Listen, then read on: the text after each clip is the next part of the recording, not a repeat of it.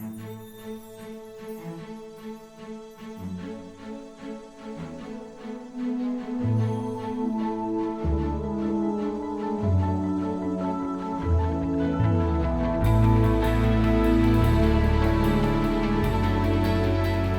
want to acknowledge our university and community sponsors, the University of Iowa's International Programs and the University of Iowa's Honors Program. They contribute vital time, talent, and logistics to our efforts. I also thank the Stanley U of I Foundation Support Organization for their financial support, and I thank today's special sponsors, Midwest One Bank and Mike Margolin. So it's my pleasure to introduce our speaker today, Professor Onesh. She received her PhD in sociology from Northwestern University in 2014. She's currently teaching in the sociology department at SUNY Plattsburgh, where she's also an affiliate of the Africana Studies program. Her work examines how race and immigration intersect by focusing on immigrant integration programs in France, with attention to French colonial history and comparisons to cases in the U.S. and Western Europe. The University of Iowa Sociology Department invited her to speak and share her research with them, and we're very thankful that she agreed to share some of her insights with us about what has become really one of the most critical issues in the world today. So please join me in welcoming Professor Onesh.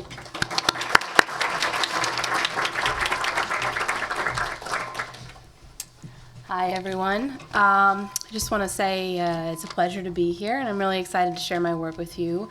And I also want to thank the Sociology Department, in particular Marie Mizolosnaya, for helping set this up, as well as Ed Zastro for all the work he was doing coordinating things. So, over the past 3 years, as I'm sure most of you are aware with the news, immigration to France and Europe more broadly has once again become an issue of urgency and crisis.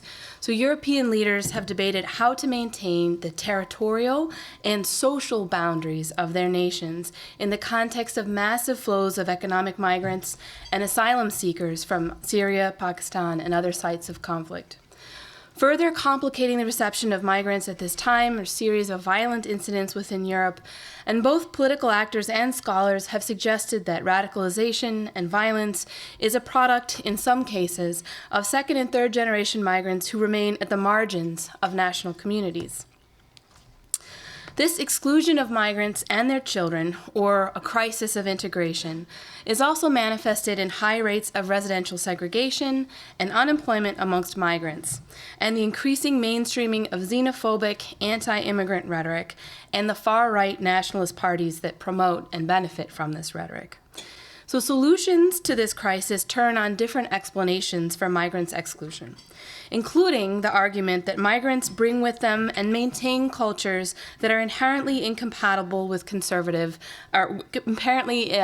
incompatible with European nations. And this is obviously a more kind of prevalent argument amongst conservative or far right-wing politicians. So this argument was manifested, I think, recently over the summer in this controversial Burkini Ban, which was instituted in three French towns over the summer. It was later ruled unconstitutional. But these laws forbid women from wearing clothing on the beach that doesn't respect good morals and secularism. While justifications for the ban varied, the underlying assumptions about Muslim culture and the meanings of the burkini clearly played a role. And this can be seen in the comments of the French Minister of Women's Rights, who spoke in favor of the ban in general and linked burkinis to a political project that eschews gender equality and diversity. So this image of Muslim women as victims of patriarchal oppression is a common trope within the discourse around immigration in Europe, and it appears in the representations of Muslim immigrants as incompatible with European culture, which is supposedly characterized by gender equality in contrast. And these concerns about the compatibility of contemporary migrants are the most recent iterations in a long history of political turmoil around the integration of post-colonial migrants in France and in Europe more broadly. And so this largely kind of started and has continued since the settlement of guest workers who arrived in Europe in the post-war boom years. So civic integration programs have evolved as one possible policy solution. In France, largely kind of promoting promoted and developed under the center-right parties, but in the rest of Europe is kind of a broader political spectrum in support of these programs. So programs were first established in 1998, and they were originally voluntary, and they were really like toolkits that migrants were being given in order to help them integrate into society. But over time, these programs have become increasingly mandatory, and they place the responsibility of integration on immigrants themselves as opposed to something that the receiving society could do to help in that process. And over the last 18 years, 11 EU member states have established an integration condition, which means that migrants are required to participate in a program in order to access residence permits or other national rights and protections. So most of these programs include some form of language assessment and instruction, civic instruction in the laws, traditions, history of a nation, and labor market integration is a very important part of this. And so this picture that you can see here is one from the Dutch program, which was one of the earliest programs and is one of the most stringent and kind of demanding integration policies in Europe, in large part because migrants are required to pay for a lot of the materials that are involved in the course. So while there is some policy convergence at the EU level and that these programs often resemble each other in certain ways, the programs themselves still very much emphasize the particular nation into which an immigrant is integrating. So teaching that nation's laws, values, languages, etc. And by outlining what migrants must learn in order to integrate into a nation, the programs construct an image of that nation, right? They're defining the nation, and then the boundaries that separate this nation from migrants. And so scholars have pointed out that these constructions of European nations risk being static or frozen, right? They present an idealized version of the nation, and they're not quite flexible enough to incorporate changes in national identity that might result from the actual incorporation of migrants. So these static representations lead to this potential paradox as immigrants are faced with an impossible task. They're taught about the boundaries of a nation that they must cross in order to integrate. But that nation is defined in a way that does not, and in some ways cannot, include them. So in this talk, I'm going to use the French integration program to examine this paradox. I'll start by outlining some of the theoretical tools that I've been using in my analysis, and I'll describe the French case and my findings, and then finally kind of get back to this question about the paradox. So immigrant integration policies and policies related to citizenship are examples of social boundaries. So this is kind of a review of social and symbolic boundaries as theoretical concepts. So social boundaries being something you consider as an objectified form of social difference. So it means that socially constructed differences between groups become a part of social institutions. They get enshrined in laws, or they get reflected in everyday patterns of behavior. So who you marry, where you live. These are forms of social boundaries. And these social boundaries are in turn shaped by and informed by symbolic boundaries. So symbolic boundaries are the more conceptual distinctions that we're making between groups.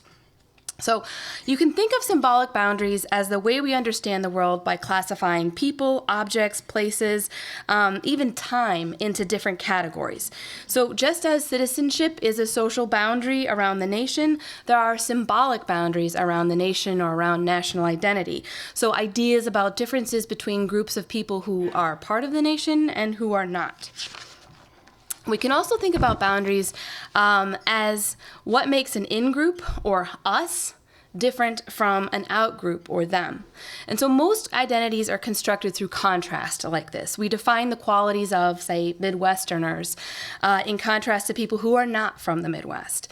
And in the case of nations, the most common symbolic boundaries are differences, or like the differences that are used to distinguish the nation are things like religion, language, race, culture.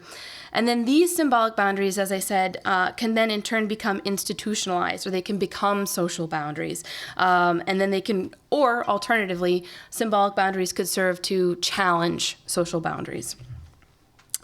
Now, on a broader scale, the geographical and political community of Europe historically formed as white, civilized, Christian, right? These are self-definitions, in contrast to non-Europeans, both people who were living within the geographic area of Europe, so Jews and Muslims, but also people who lived outside of Europe, provided this kind of definitional contrast. And then individual nations within Europe provided a sense of national social solidarity by allowing national citizens to envision themselves as part of a homogenous, superior culture that was distinct from, for instance, the culture of colonial subjects who lay outside of the nation. Now, I bring this up because these historical formations of national identity are really important for us in thinking about the contemporary situation of migrants, as many of the migrants who are targeted by integration programs come from nations that were historically colonized by European countries, right? So these historical boundaries actually resonate or are echoing in contemporary discourses. And one more kind of piece of the theoretical puzzle, scholars who study immigrant integration and nationalism have categorized symbolic boundaries according to how migrants may interact with them. So bright or distinct boundaries are widely recognized. Everybody knows about them. They're often institutionalized. And migrants must cross these boundaries by changing themselves in some way. So a classic example is learning to speak a language. And bright boundaries sometimes may be straddled by individuals or groups who never really get complete access in crossing that boundary. Sometimes they might be considered part of the nation. Other times they kind of get that status revoked. Blurred boundaries occur when a society is more tolerant of differences and multiple memberships are feasible or are allowed or supported. And boundaries themselves can change over time. They can shift to become more inclusive, including more groups, or more exclusive. So I'll talk about the French case now. I'll give you some background where I'm applying these concepts. And so a lot of the kind of demographic data is from the time period that I was doing my observations. A lot of the figures are actually quite similar today, but just so you see why it's 2008. So France has a really large immigrant population, and particularly a large post-colonial migration pattern. So about 30% of migrants coming from former colonies are coming from former colonies in North Africa. About 14% are coming from Sub-Saharan African countries, many of which were former colonies. And this pattern is broadly similar to recent patterns of immigration in the U.S., just to give you a sense of this. So both nations have proportionally large immigrant populations, so in proportion to the total population of the country. And both nations experienced waves of principally European immigration in the early 20th century, followed by more recent waves of immigration from the global south, starting in the mid to late 20th century, so after the 1965 Hart-Celler Act in the United States, and then following decolonization largely in Europe and in France. So you can see in these two charts, I mean, not very well, a little, that the proportion of migrants from Africa and Asia, so that's in the two circles there, in France has grown over time in a similar way to which the proportion of immigrants from Asia and Latin America has increased in the United States. So just to give you a kind of sense of the diversity of the migrant population. To continue with this kind of comparison, so the U.S. and France use very different models of integration. So both nations are civic nations, which means that belonging is officially based on political citizenship, not ethnicity, right? So in contrast to perhaps the kind of classical example of the German case, although that has been changing over time. But the French and Americans still have very different ways of dealing with difference. So the U.S. follows a more multicultural model. People can have hyphenated identities. You can remain American while having membership in a specific ethnic or racial group. For instance, we have Italian Americans. And so this multicultural model, I'm sure you guys have all heard, the kind of melting pot concept, but more recently it's more often referred to something like a salad bowl. So the idea that American civic culture is kind of the salad dressing that keeps all those vegetables together. France, unfortunately, doesn't have such a tasty metaphor, but in contrast, France has this like assimilationist model of integration. So people are supposed to be French above all else. There are no hyphenated identities. Identity politics are kind of discouraged in the public sphere. And when hyphenated identities do appear, the French part comes first. So French North African. And all cultural particularities or differences, and this is part of a particular version of political liberalism, are to be kept in the private sphere. So things that make you different, right? So think about what are you different from is important in that sense. So religion, gender, even in certain circumstances, these things are supposed to be kept in the private sphere so that in the public sphere it remains neutral and everyone is interacting with each other as equal individuals who are kind of unbiased by these particularities we otherwise would have. So according to this model, migrants are supposed to assimilate by changing themselves so that at least in public they resemble the French. And an example of this is the policy that bans ostentatious or obvious or proselytizing religious symbols in public schools or in government. So the kind of veil controversies would be an example of this, or the quote-unquote burqa ban. And again, I think it's important to point out that the French public sphere is not actually neutral. It is imbued with a French national history that developed over time. And you can see this in things like, although France is officially a secular country, it has a Catholic history, and a number of the national holidays are Catholic holidays, right? They're religious holidays. Okay, so this assimilationist model has historically operated in France within the nation, within the metropole itself, to unite disparate provincial populations and create a French nation. It also took the guise of the civilizing mission in the French colonies. So according to this mission, France was bringing civilization to colonial subjects who belonged to quote-unquote weaker races and needed to adopt French ways in order to advance. Now, while the term assimilation has gone in and out of vogue in French policy circles and has been under debate, the contemporary integration program does have an assimilationist kind of nature. Assimilation is a social fact in France. So I can talk more about the development of this program in Q&A if you'd like, but for now, I'll just skip to describing the program itself. So in a typical instance of this program, a migrant would receive a summons from the French government to go to a building like this one, which that graffiti is not always there, which houses the Paris branch of the French Office of Immigration and Integration, which is called the OFI from now on. And so you wait outside the door in a long line of people. Some people have been in France for 3 months. Some people have been in France for 10 years. And then you are allowed to enter once you show your summons to the kind of guard at the door. Once you're inside, the migrants attend a welcome session, and this includes a video about the contract, and I'll explain that in a moment, a medical visit where their health is evaluated with a checkup and a chest x-ray, and then finally they meet with a staff member who asks them questions about their time in France so far, and then presents them with this contract, a contract. In signing this contract, migrants commit to completing a series of courses and interviews and respecting the laws and the values of France. They're told that if they fail to complete the requirements of the contract, they will not be allowed to renew their visa and stay in France. So over 100,000 migrants sign this contract in France each year. Now, the requirements of the contract are tailored to the needs and experiences of migrants as evaluated by the OFI staff. So, for example, if a migrant has below an acceptable level of French fluency, and I will say that level is very low, she will be assigned to complete further language evaluation and language courses, up to 350 hours of language courses. The civics course is a day long. It includes lunch, free lunch, and it's required for everyone. All of these programs are free. But the staff have discretion in choosing what other components of the contract to assign. So these include potentially an interview for labor market integration, where you assess people's skills and direct them towards the kinds of training they might need in order to pursue a career that they like. And then a course on life in France, which is how to use the post office, apply for Social Security, but also very, very laden with French values.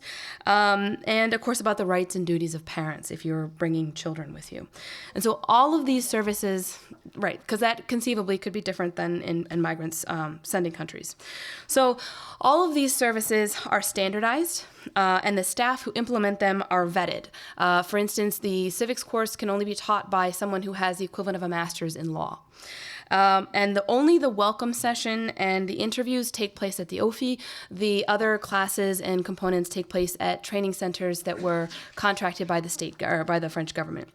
So as migrants complete the various components of their contract, they receive certificates of completion that they must present along with their contract when they go to renew their residency visa to prove that they have fulfilled their contract. So in looking at this program, today I'm going to discuss three things. One, how is the French nation and how are migrants represented in the program? What kinds of boundaries appear between these representations? And do these boundaries appear crossable? Now, obviously, this is all operating at the discursive level. It's how people are talking about things. So to answer these questions, I'm relying on data from my ethnography of all the components of the program, both at the OFI and at the training centers in the Parisian region.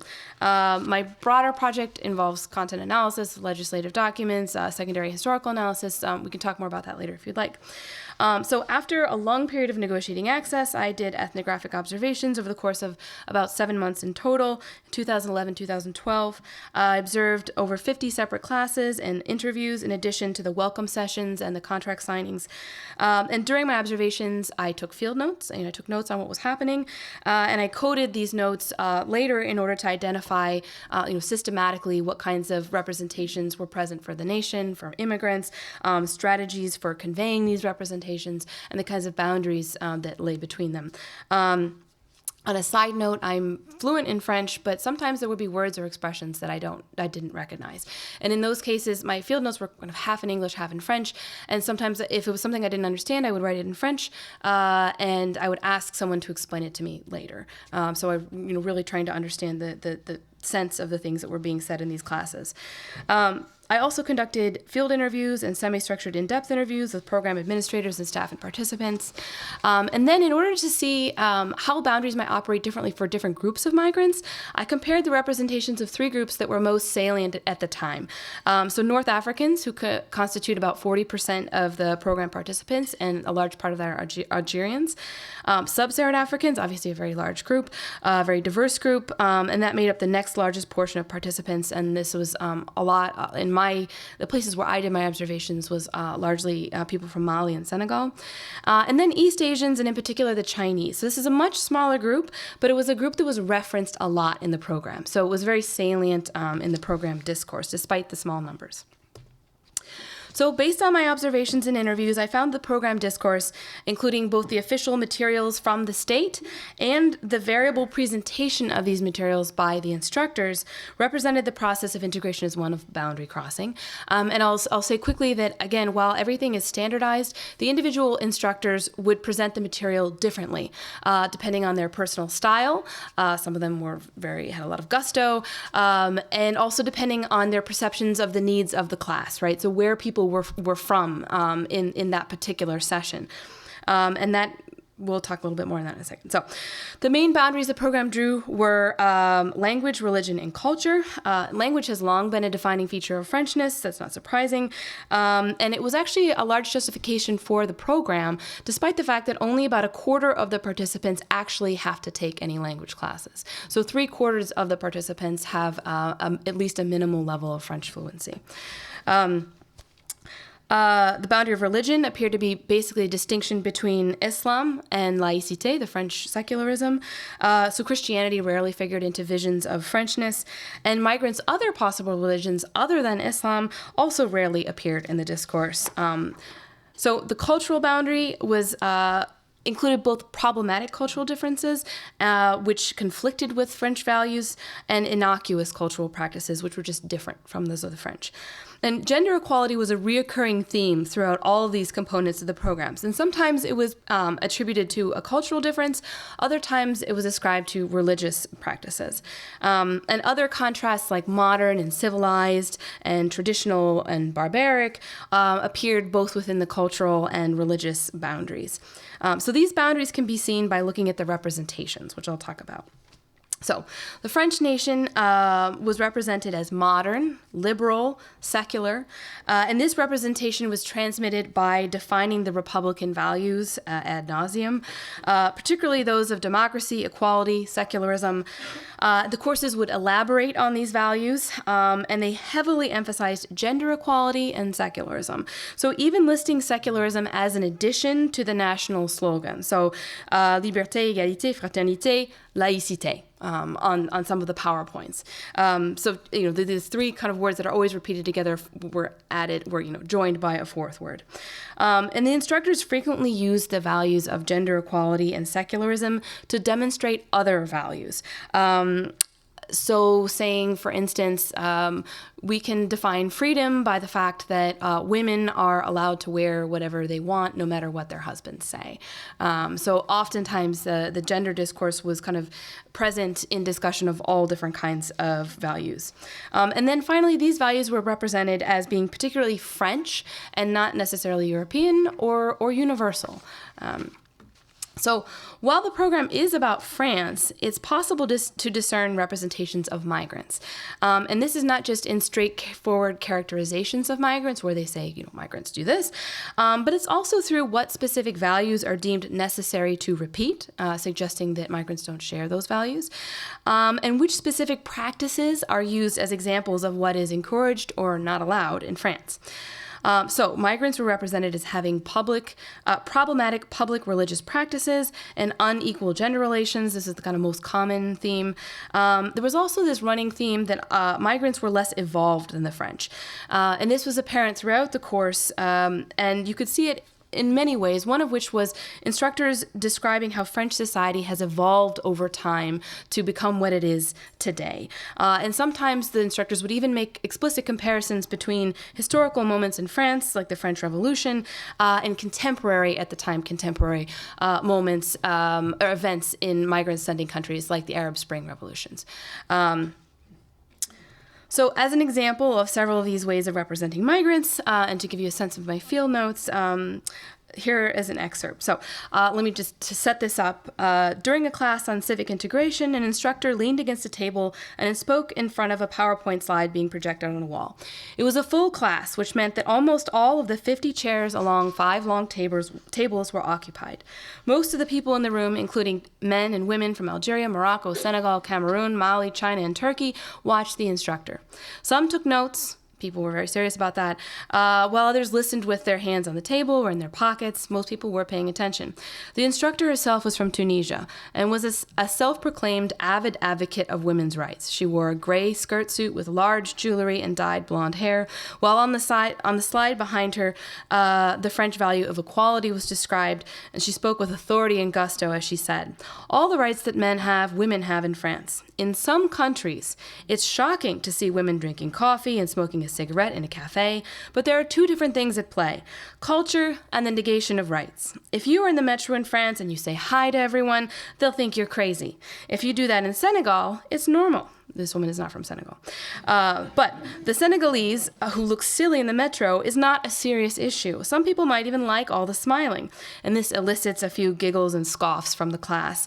And then she finishes with a flourish. By contrast, someone who chooses what their wife wears, that's different. That's not okay. So this instructor differentiates between problematic and non-problematic cultural differences by giving examples and by outlining the French value through contrast with these examples. And in the process, she provides representations of the Senegalese and some other countries, right? Now, the category of migrant is, of course, not monolithic, and the discourse of the staff revealed different perceptions of different groups. So I found North Africans were generally separated from Frenchness according to a boundary of religion and culture. Sub-Saharan Africans were separated by a boundary of culture, which had both these problematic and non-problematic practices, and East Asians were separated by language and culture. So to give you a little bit more specific in examples, so this boundary of religion as it applied to North Africans was based on a representation of this group as principally Muslim, as practicing religion in a public way that conflicted with French secular laws, And the perception of gender oppression sometimes appeared as a cultural boundary, but was more often kind of deeply intertwined with the religion boundary. And a very common trope in these interviews, with staff and in the courses, was that of the Muslim Maghrébin, North African woman who's trapped at home by patriarchal culture and religious norms. So in a typical instance of this narrative, an instructor tells the class about a previous participant who has never seen the Eiffel Tower despite living in France for 15 years, and states that this woman needed to get out rather than just stay home and make couscous. So this same image sometimes helps, and she's saying this in an attempt to relate to the class, right? She's hoping to kind of be on the same levels of the class. So we can talk more about the staff themselves maybe in the Q&A, but that's a whole thing. So this same image sometimes helped determine what elements of the contract staff would actually assign to migrants during the intake process. So for instance, after an intake interview with a woman wearing a hijab and a long, loose robe, a staff member explained to me that he included language courses as an obligatory component in her contract, even though she met the requirements for language proficiency, because language courses would give her an opportunity to get out of the house and meet people. Did you see her husband? He asked me. The beard, the cap. It seemed like she might want an excuse to get out a little. So, in the program discourse, Sub-Saharan Africans appeared, as I said, to be separated from Frenchists by this cultural boundary that had two different ideas related to an overarching conception of the group as less advanced, less modern than the French. So, as seen in the quotes included so far, Sub-Saharan Africans were represented as particularly friendly, as good-natured, and simple. But the other most common representations included barbarism, violence, and oppressive gendered practices. So instructors consistently asked men from Sub-Saharan Africa, and in many cases from Mali in particular, what they thought of polygamy and genital mutilation. So this is another way in which the kind of representations of migrants became evident by the targeting of questions. So who needs to be asked which questions? So, for example, in this instance, after discussing the heavy fines and jail time that parents who had their daughters excised faced, the instructor asked the class whether anyone thinks genital mutilation is good, and directs this question in particular to a man from Mali who had been silent for most of the class. At first, he doesn't respond. Then he explains hesitantly, well, I wouldn't do it here because it's illegal, but where I'm from, maybe, yes. She insists, but do you think it's good or bad? And he shrugs, then he looks down at the table, and he mumbles a response that I can't hear before going silent. The instructor reacts at length, discussing a recent case of two young girls who died as a result of the procedure, and tearing up in the process. And she finishes by declaring that his answer is unacceptable because mutilation is a crime, it's barbaric, and those who don't believe this are in the Stone Age. So again, you can see this narrative of like progression or evolution of societies over time in this discourse. The representations of East Asians, particularly the Chinese, centered on the boundaries of language and culture. So the Chinese culture was defined by the program discourse as having an unusually strong work ethic and then closed insular communities. And the staff would often make comments about the language problem for the Chinese. In an instance where a young Chinese woman who did not have a translator and was speaking French fluently introduced herself at the beginning of class, the instructor went out of her way to compliment the woman, insisting in front of everyone, "It's very good that you speak French, madame. So many of your compatriots do not speak French." And then she goes on to relate a story of a Chinese participant who did not speak French despite having lived in France for 10 years. So it's important to point out that these boundaries are based on perceptions or stereotypes in many cases, and they don't map directly onto the reality of possible differences or similarities in languages and practices. So according to the statistics gathered by the French Immigration Office, translators were most often contracted for migrants from Sub-Saharan Africa and the combined territories of North Africa and the Middle East. And granted, that's because there were many more participants coming from those areas, right? But it also shows that people consistently did need translators who were not Chinese, like people who were not Chinese also needed translators. But despite this evidence, only the Chinese were uniformly characterized as having language problems. And furthermore, the program discourse did not link the purported insularity of the Chinese community to concerns about gender inequality or the treatment of women, as it did with the isolation of Maghrébin women. So to summarize, the symbolic boundaries that appeared within the program discourse were principally language, religion, and culture, with culture having two facets, this problematic and unproblematic cultural practices. And the boundary of language appeared bright and easily distinguishable. So it was clearly crossable for individuals. You could learn to speak French, you could demonstrate that. But it was not crossable for groups. So when the Chinese woman spoke fluent French, this elicited discourse about the language problem for most Chinese. So she appeared to be the exception that proved the rule. And the boundaries of religion and problematic cultural practices were also bright, and they were consistently defined throughout the course. And the only exception to this came in the form of resistance or challenges to stereotypes on the part of both the program staff, as I said, many of whom were actually first or second generation migrants themselves, or resistance sometimes came from the participants. They would disagree with something that was being said. This boundary of cultural practices that were innocuous was blurring. So immigrants' food and music, for instance, could be adopted as French, or it didn't really matter. It wasn't important. You could you could appreciate a certain kind of food. You could also, in doing an interview with one of the directors of the program, she said things like fashion was a great example of the richness that immigration brought to France, right? There are certain cultural differences that it's okay to kind of blur these things.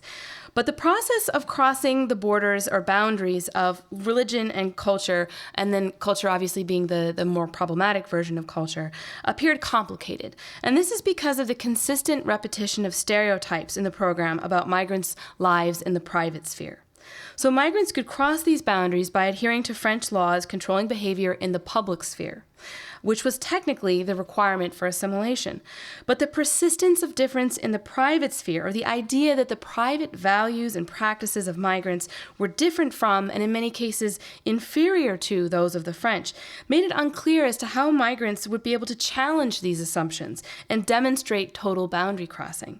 Indeed, it appeared that migrants could only straddle this boundary, maintaining appropriate French public behavior while stereotypes about their private practices would remain. So to conclude and get back to this question of the integration paradox, my observations indicated that symbolic boundaries in the program separated representations that had hierarchical value. So the French model was positioned as being superior to alternative models, which were attributed to migrants, and the instructors sometimes attempted to state that the models were just different, not better or worse. But the persistent representation of migrants and their countries of origin as less evolved, in contrast to the French, kind of reinforced this concept of hierarchy. Now, many of the boundaries appeared bright and requiring crossing or assimilation, but this crossing, as I just said, appeared difficult for groups because the representations of migrants and the French appeared essentialized. So that these groups were essentially different or had essential qualities. And these stereotypes persisted despite challenges from staff and participants and the existence of other possible representations. So we can start to understand why these particular representations or stereotypes were so prevalent by tracing their historical lineages. And so many of them actually go back to colonial representations, as I mentioned at the beginning of the talk. So for instance, colonial administrators did not frame Islam as it was practiced among French West Africans as problematic to the same degree as Islam as it was practiced in North Africa. So religion was historically a salient boundary for North Africans and not for Sub-Saharan Africans. And you see that same kind of pattern today. Interestingly, these symbolic boundaries don't seem to have a clear and direct effect on migrants' access to resources or social boundaries. So the French state contractually obligates migrants to cross these boundaries, right? But the policy is not yet set up to effectively deny access to rights for migrants if they fail to complete their integration program. So during my observations, participants were granted many exceptions and extensions while they were completing their contract. So if they missed a class, they could get assigned another class. And immigration officials expressed some skepticism as to whether participants who failed to complete their contract by not attending the necessary classes, for instance, would actually be denied a permit as a result. Because the branch of the French administration that deals with residence permits is actually different, a separate organization from the Immigration and Integration Office. But still, the program appears to be important within the field of French immigration because it represents a substantial institutional and financial investment on the part of the French state, as well as an investment of time and often a source of stress for migrants.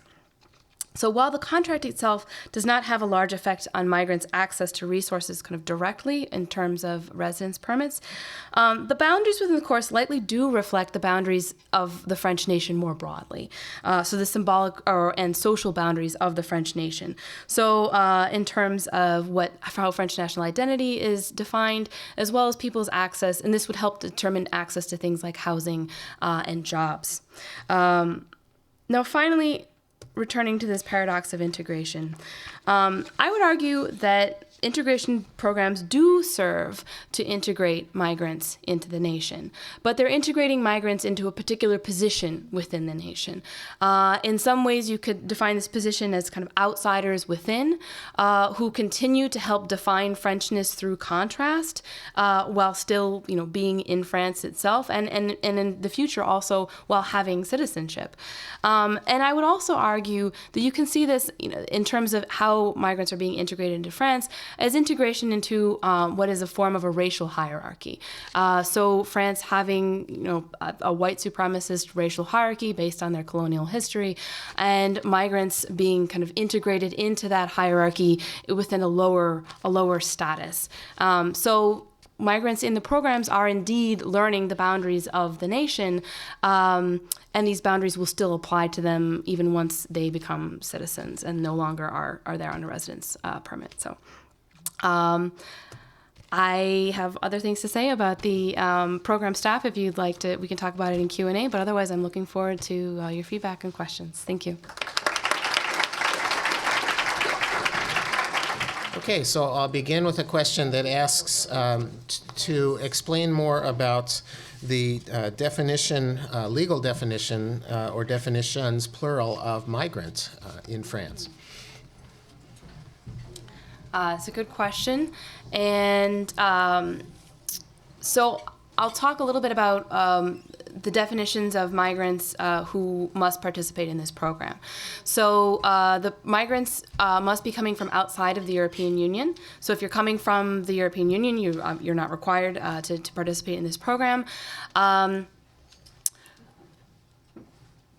Migrants who are coming with a student visa do not have to participate in the program until they've been in France for a certain amount of time, and maybe they change the kind of visa that they have. So the majority of people who are participating in this program are family migrants. They're people who are coming as spouses, or they're joining their family in France. And there are a small number of labor migrants. People who are coming to France with what's called a skills and high competence card, like a special visa for people who have high skills, also do not have to participate in the program, which is really interesting because it's making an assumption that those people wouldn't necessarily need the same kinds of assimilation lessons based on the fact that they are coming with high education or high skills for jobs. Next question is, what part of an immigrant's contract would enforce laïcité?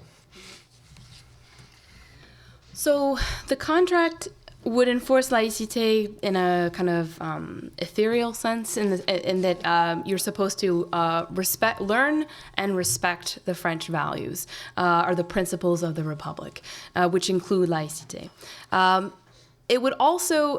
It includes also following laws, and there are laws prohibiting practicing religion in public places, or public practices of religion. So obviously the ban on ostentatious religious symbols, but also praying in the streets, for example. So when you sign the contract, you're agreeing to adhere to those, both the value of laïcité and to respect the laws that enforce that value. Okay, here's a question that asks for some speculation because it's about Iowa City.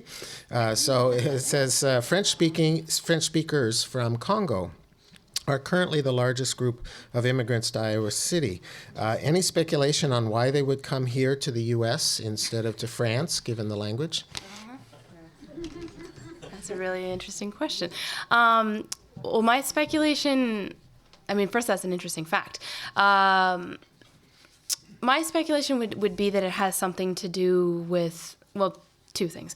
One, with networks. So who people know. Someone might have come here and told other family members or friends, and so that kind of establishes a chain migration.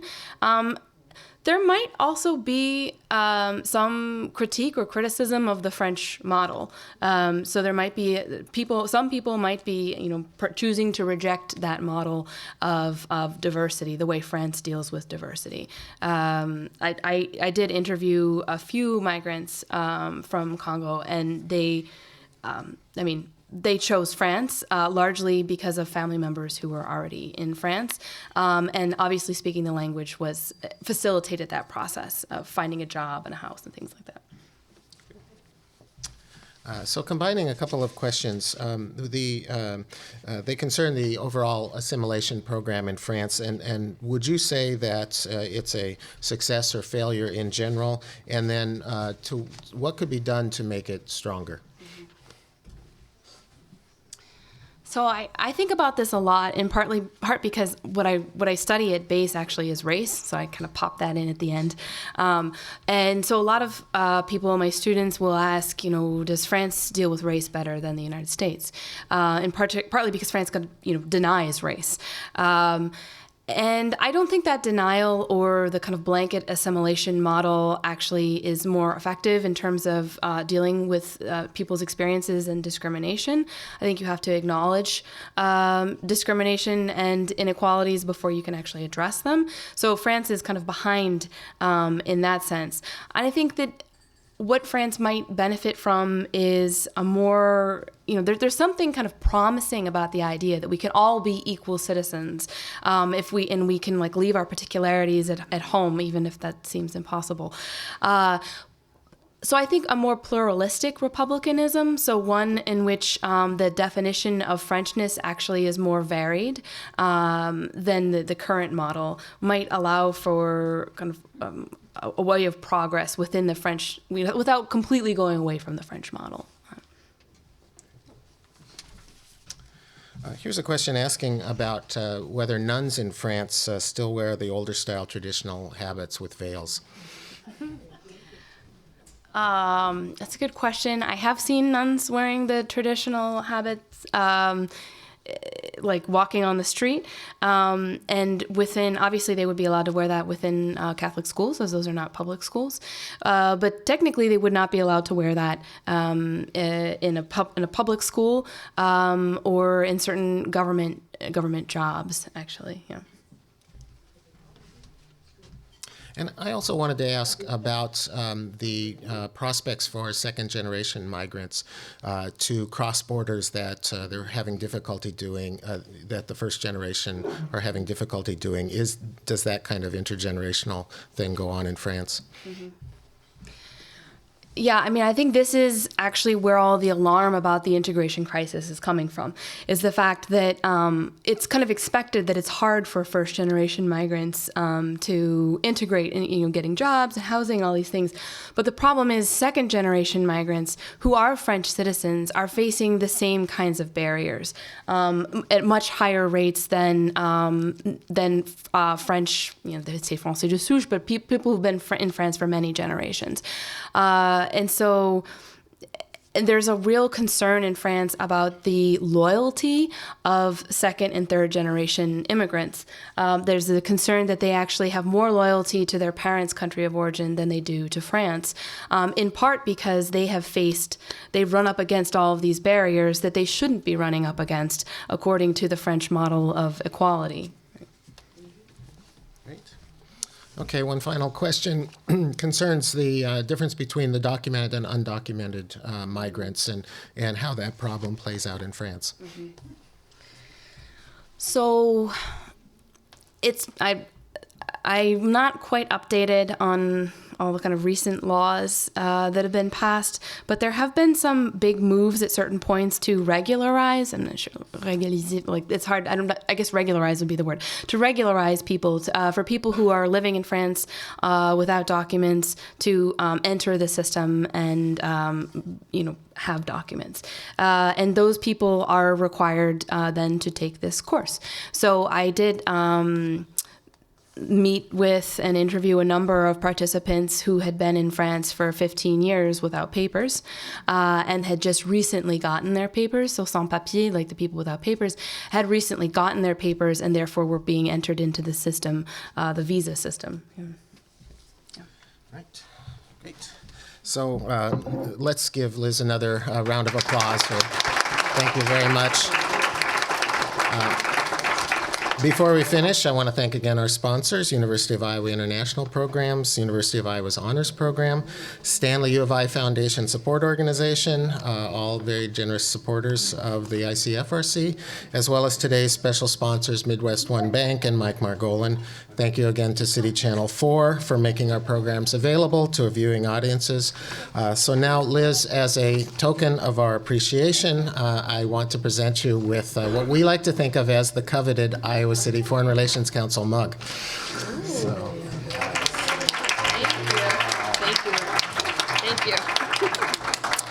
Thank you, everyone, for attending today. We are adjourned.